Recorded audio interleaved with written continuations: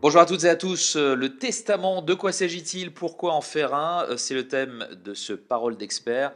Un Parole d'expert qui reçoit aujourd'hui Natacha Fauchier. Bonjour. Bonjour Vincent. Vous êtes responsable scientifique à l'OREP, vous êtes diplômé notaire. Merci d'être avec nous. Alors tout d'abord, qu'est-ce qu'un testament, tout simplement? Déjà sur la forme. Un testament, simplement, c'est un acte écrit dans lequel une personne va indiquer ses dispositions de dernière volonté.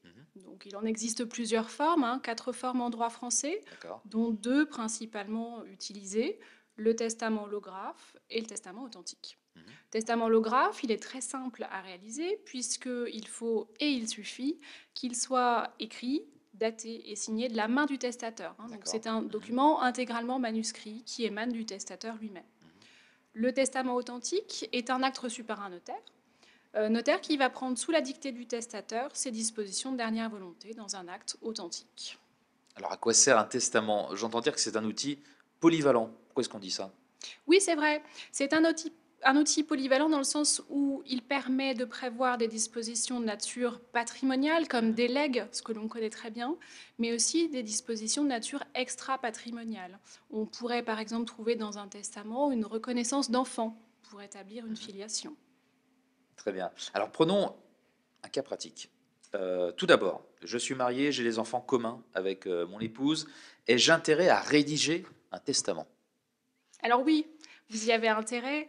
Euh, D'abord parce que vous pourriez augmenter les droits de votre conjoint, Ah c'est-à-dire oui. travailler sur l'aspect quantitatif. Mhm. Dans votre cas de figure, un conjoint, des enfants communs, la loi prévoit que le conjoint peut hériter à son choix, soit de l'usufruit de toute la succession, soit d'un quart en pleine propriété de votre patrimoine successoral. D'accord. On pourrait faire davantage en mettant en place un testament.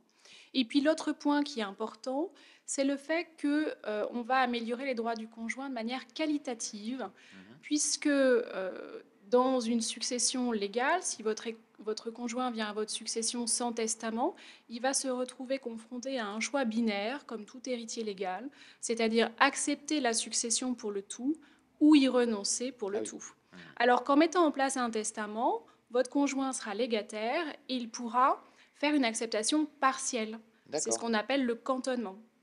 Ça va lui permettre, si nécessaire, de ne pas recueillir par exemple l'usufruit de tout votre patrimoine successoral, mais seulement une partie, ce qui permettrait à vos enfants de retenir sur les biens qui ne sont pas conservés par le conjoint en usufruit directement dès votre succession des droits en pleine propriété. D'accord. Dans le cas d'une famille recomposée, comment ça se passe?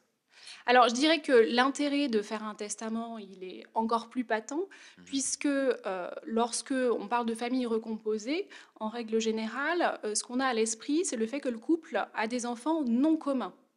Oui. Et lorsque le couple a des enfants non communs, le législateur ne prévoit pas la même chose pour les droits du conjoint survivant. Le conjoint survivant ne peut pas avoir l'usufruit de toute la succession. D'accord. Il peut seulement avoir un quart en pleine propriété de la succession. Or, ça ne correspond pas à ce que souhaitent la plupart des clients dans ce cas de figure.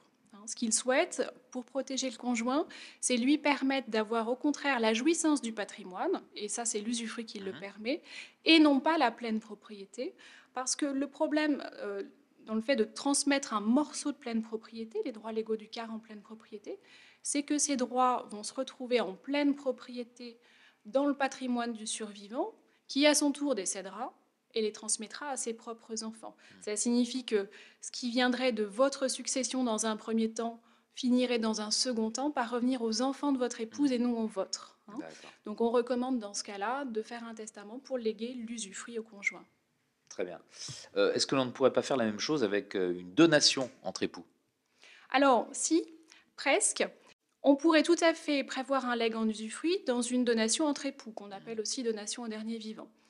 Cela permettrait aussi, comme on l'a dit à propos d'un legs, au conjoint survivant d'accepter partiellement avec la faculté de cantonner. Là-dessus, il n'y a pas de difficulté.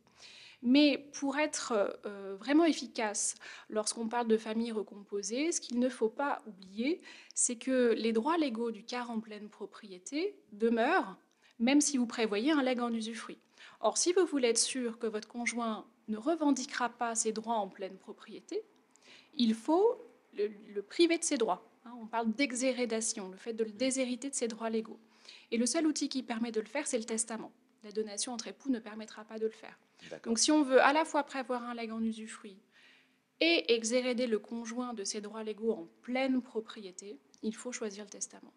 Natacha Fauchier, merci beaucoup pour toutes ces explications sur donc l'utilité du testament, tout ce qu'il permet. Vous êtes responsable et scientifique à l'OREP et diplômé notaire. Au revoir. Au revoir.